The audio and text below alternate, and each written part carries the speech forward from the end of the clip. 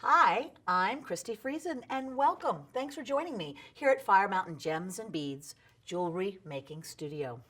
Do you know what we're going to do today? We're going to have fun with polymer and feathers. We're going to make a feathered Galumphus bird. Doesn't that sound like fun? Apparently, these Galumphus birds have been wandering around here at the jewelry making studio, and we found a few of them and we were able to study them closely, see what was going on, and I believe I have figured out how to recreate them in polymer clay and feathers. So, would you like to make one with me? I thought you might. Okay, polymer clay is super easy and fun to use if you've never used it before. Here at firemountaingems.com, there is a polymer clay basics video, so you can go over there first, take a look, find everything there is to know about polymer clay, and then come right back here and we'll make a bird together, okay? Oh, well, welcome back. Good. Okay, so you ready to go? What we're going to do is make the Galumphus bird, but I want to make it a little stripy. So we could make it just out of a lump of polymer, but let's make it stripy. Stripes are easy. All you do is get several colors. Now, I ran these through a clay conditioning machine. You could also use a roller and roll them out flat. You can use your fingers. It's okay if they're not perfect. And I'm stacking them up. Stack, stack, stack. The colors that you choose are completely up to you. Apparently, the species comes in many colors. Speaking of one of the species, see how he's sitting in a little ribbon nest over here? This is the green-yellow Galumphus bird, but he's kind of in my way. So I'm going to scoot him over here. You can watch the proceedings. Okay, so now I've got some of this clay. I've made a bunch of little stripes on here, and I'm going to squish it to make sure that's all squunched together, and you're going to use your cutting blade. Now, this brings me just to a little bit of tools. What are we using today for this? Very, very simple. Your fingers, your clay, and a couple tools. Cutting blade, which is what this is. We'll use wire cutter and pliers, and I'll get to that in a minute. A little bit of wire, and if you've got some needle tool or other sculpting tools floating about, they could come in handy. If you don't, a toothpick will work. All right, so I'm going to take the cutting blade. The cutting blade is sharp. Keep the sharp side down, not on your fingertips, and we're going to just cut my little piece of clay in half and stack them together any way you like. You could see how technical I was getting.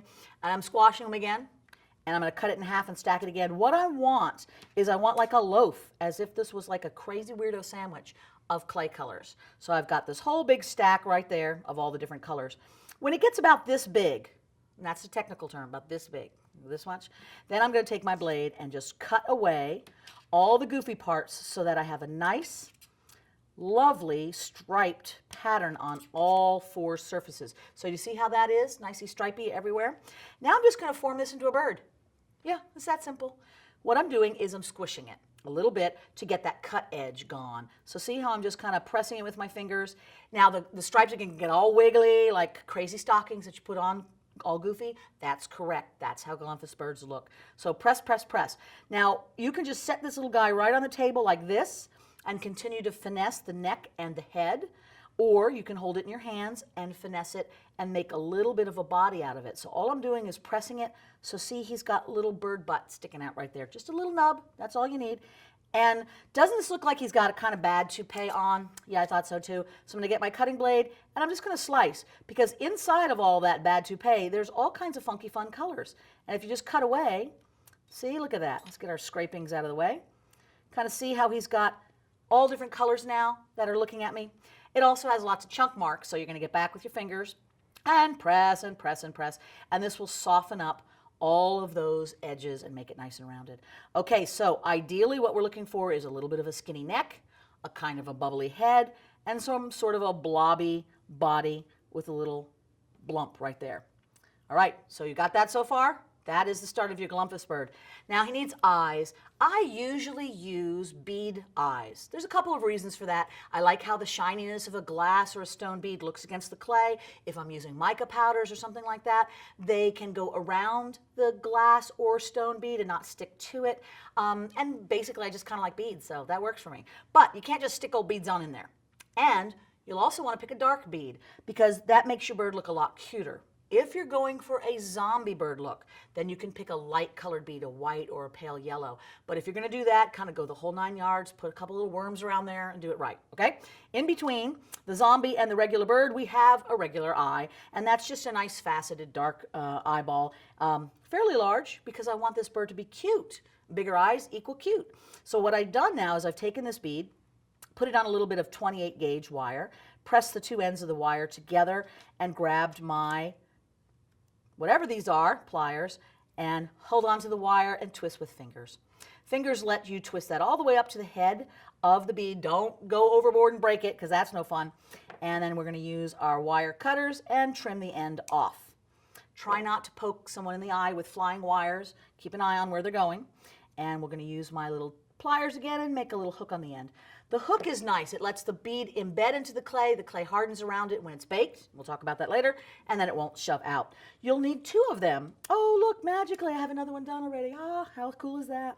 And I'm going to take a tool, any kind of tool that you can poke into the clay with and make a little hole on both sides. Try to make them sort of even so that the bird looks like it's not absolutely crazy, although these birds are a little on the crazy side, so you can have some crazy. So I'm going to put the 2 eyeball beads in the spaces for them. And at this stage, I'm going to kind of look and see where the wires are. And I'm going to twist those beads around as needed so that the wires are kind of up where I can hide them with eyelids. Once you've got them where you want them, then you can just kind of squash it in there. See, I'm kind of squashing it right in, bead against bead, and look at that, sticks them right in there. Now I'm ready for eyelids, and all the eyelids are is just a little bit of clay, some of your scraps here. I make them look like little ricey bits, see that, just like that? Ricey bits, and then curve them just a bit and press them flat. Now they're toenail clippings, and you can just put those toenail clippings right above the eye to make the eyelid. Just a little reminder is if the eyelid starts meandering towards the front of that bead, you get angry bird. And I think that's a copyright infringement. So keep it back, and that'll make them happy bird. And you can have happy birds all day long. Now, just kidding. If you want angry bird, you go for it. But most of the time, you want a little nicer happy bird. So I'm putting those eyelids a little more towards the back of the head.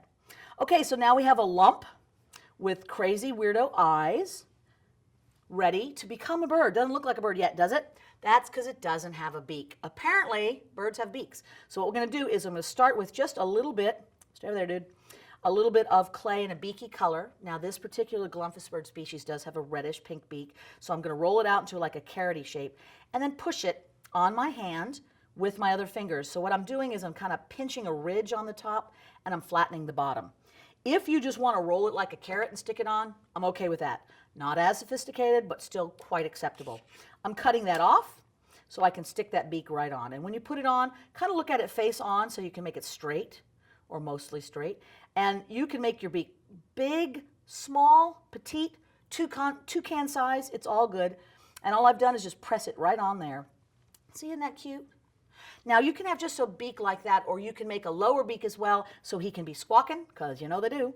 And all I did was do that same little motion, press and squeeze, and the bottom beak is always a little bit smaller. I'm just going to stick that on right underneath, make sure it's mostly straight, and now he can be like, I need some more beads. I'm hungry. They do eat seed beads, so be careful. All right, so one last little thing with this before we put feathers on is if you make your Galumphus bird with a very tall and long neck like our little fun fellow over on the side there, he may need a bit of wire to support that bobbly neck so it doesn't fall over while it's baking. So I'm just going to take a thicker wire. This is like a 18 gauge, something like that. Something 20, 16, 18, any of those. And I'm pressing it all the way through the head, down the neck. Don't worry, it doesn't hurt him. It's polymer clay. It's fake, you know. And I'm just going to cut the top off. Now that leaves a little bit of wire sticking out. You can pull on his head, and that wire will shrink back in the hole. Or we can put feathers in there, and so it doesn't really matter if he's got a wire in his head. Let's do the feathers, shall we? All right, so what we're going to do is get rid of this mess over here. You don't need to see all that junk. And we're going to go for all the feathers. You can use your bead, awl, or needle tool and poke a little hole in his head or toothpick and open that hole up. One of the things that we are using, which I didn't tell you about till right this moment, is liquid clay. You don't have to have that. The feathers will stick into this little hole without it. But the nice thing about liquid clay, and all that is a super saturated clear clay. All of the clay brands carry a liquid clay version of their clays. And this one, of course, is the Primo's version. It's called Translucent Liquid Sculpey. And you just stick it in the hole when you're going to put something like feathers in. And what that does is it just helps all of these non-clay bits stick better to the clay because it permeates the feather. Okay, so now I'm going to take a little wad of featherage and I'm going to grab it with tweezers here. Okay, so see what I've done? I've got some tweezers. I've grabbed a wad because I want to be able to stick it in and stick the tweezers down into his head and then let go and pull it out, because if you're still grabbing it, you're just going to pull it right back out again. And look at that. Doesn't that make him delightfully crazy? Now he can stay just like that, but we have more feathers. He has a bottom and shoulders that both need feathers, so let's just keep going. We're going to stick a small little hole in his buttular area and put a little bit of liquid clay in there. Blurp. And we're going to take those tweezers again and grab a likely looking feather wad, okay, and stick that in. So here we go. I've got my feather, I've got the tail, and see how I'm just pressing it in and pushing it all the way in there. Get it in nice and good so it doesn't fall out. By the way, if you have cats, and which bead or polymer person among us doesn't, you might find that they really, really love playing with these birds. So just a little warning. You might need to make several so your cat can eat a few of them. All right, we're going to give him some holes in the shoulders, stick a few feathers in there. Because we can, and so we will. A little liquid clay in both. And then let's put the feathers in. These are great feathers. Feathers come in all kinds of varieties. You've got, more natural feathers. You've got dyed feathers. They're all a blast.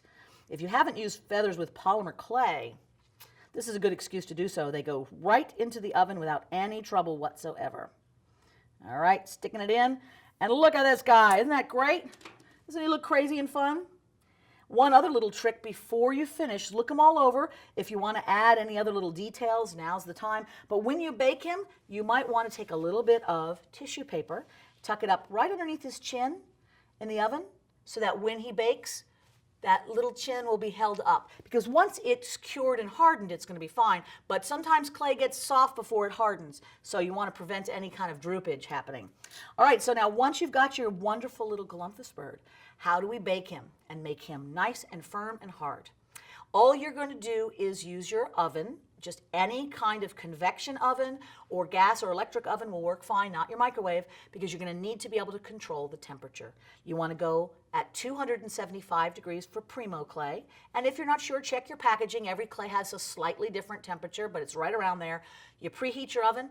Make sure that there is a thermometer inside, because you don't always know what the oven says. The knob is not always trustworthy. Heat it up. Put your little Galumphus bird on a little piece of paper, on a tile, on a pan. Bake him for half an hour to 45 minutes, and then let him cool down.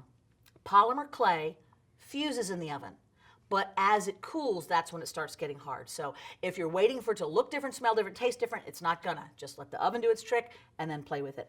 And then you'll have a delightful Galumphus bird that you can play with all of your friends, give a few to your cats. You can even make a Christmas ornament out of it if you want to by taking an eye pin, put a little hook on the end, stick it right down his head or his back, and ready to hang on the tree or ceiling of your choice. Wasn't that fun? Well, I'm so glad you joined me. This lovely little bird and all of the things that you need to make it, the tools, the clay, feathers, beads, all of those things are available right here at firemountaingems.com. And there's an awful lot of other videos here, both ones that I've done, and that's going to be fun, as well as other videos on how to do stuff, including polymer. So come back and visit us. And as you make nifty things of polymer, why don't you share that with us? Fire Mountain Gems has a Pinterest board. It's got lovely Facebook pages. Get out there, chat, and share the fun of the Galumphus bird.